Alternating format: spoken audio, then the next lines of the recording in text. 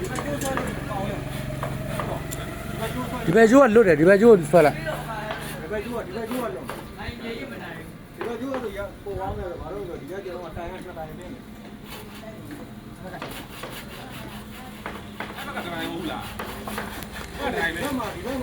အဲ့မှာတတိုင်းလေးဒီနာဒီရက်နေတဲ့နေရာမှာတတိုင်းအေးဒီပြီကျွန်တော်တိပါတယ်ဟဲ့တော့